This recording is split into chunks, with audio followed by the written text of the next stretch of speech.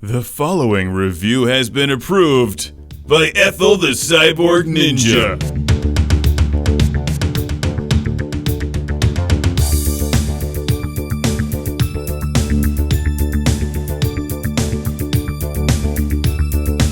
Welcome to Classic Game Room for the review of Revenge of the Beefsteak Tomatoes on Atari 2600.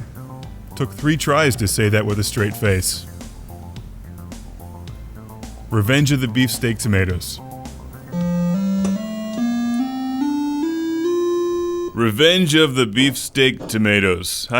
Great title. I had no idea what to make of this game when I started to play it. I had low expectations, to be honest. Many of the Atari games released between 82 and 83 are pretty bad.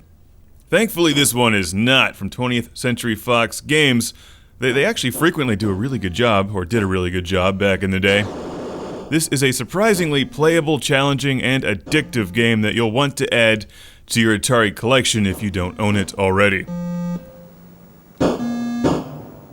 Now, as far as I can tell, there's no direct relation between Revenge of the Beefsteak Tomatoes and the movie Attack of the Killer Tomatoes, but I guess we all share this common fear of tomatoes. Because they're fruit, but they don't taste like fruit. They're like vegetables, but they're not vegetables. They're somewhere in between as far as I'm concerned. They're evil. Actually, I like tomatoes, especially on a delicious Lord Carnage sandwich with cheese and basil and mayonnaise.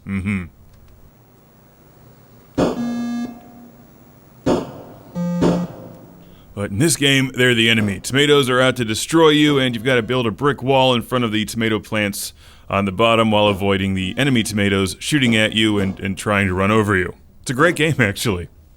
But damn, is it frustrating. Come on, give me a pink one. Give me a pink one. Damn yellow. Pink. If you don't build your wall fast enough, tomato plants will grow on it and break it, but the real threat is just getting run over by that super fast, scary tomato. So watch out for that thing. Also, there's those little tomatoes that shoot at you from the top of this screen. There's all kinds of things going on here, and it's amazing it works as well as it does on the Atari 2600.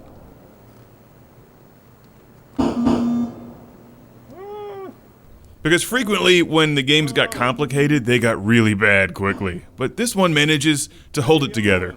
And it's like this interesting mix of Space Invaders and Breakout that just seems to work well.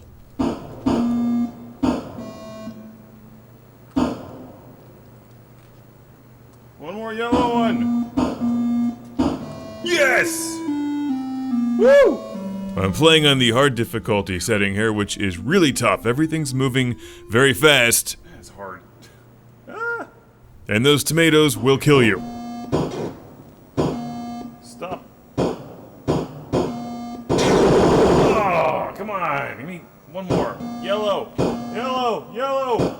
No. Get it. Yes! So here's what you do. You pilot your laser syringe or cannon, whatever that is, around the screen. The controls are actually really good. You obviously avoid the enemies, but shoot the colored bricks at the top of the screen. Once. That captures them. If you fire again, you lose it. So what you want to do is fire it straight down and build a wall out of them.